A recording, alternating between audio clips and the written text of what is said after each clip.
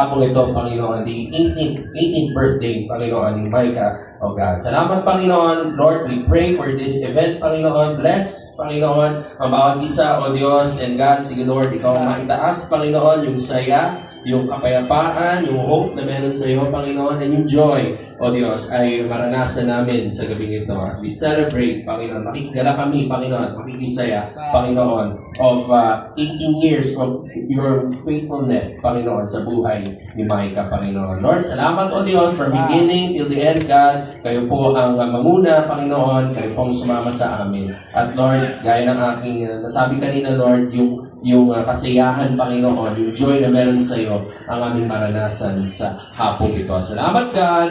Thank you for this wonderful occasion. We love you. We honor you. In Jesus' name we pray. Amen.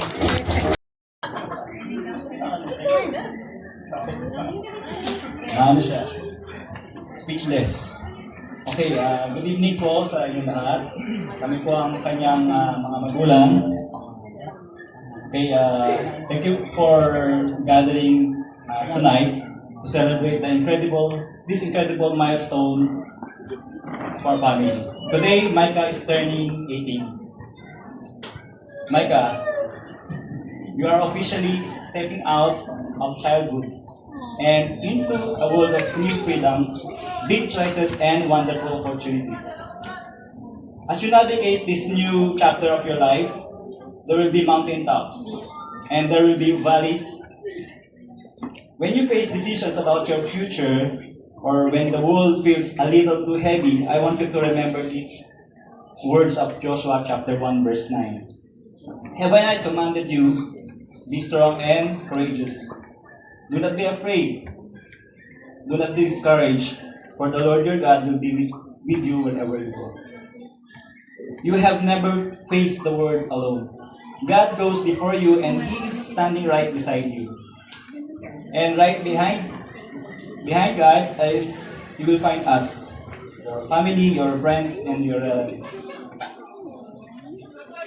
Our role in your life doesn't diminish just because you are 18. It simply grows. We promise to always be your safe harbor, your surrounding board, and your loudest supporter.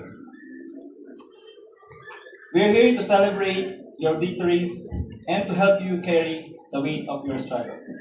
We love you and keep chasing your dreams. Keep standing tall in your faith and never forget how deeply you are loved. Thank you.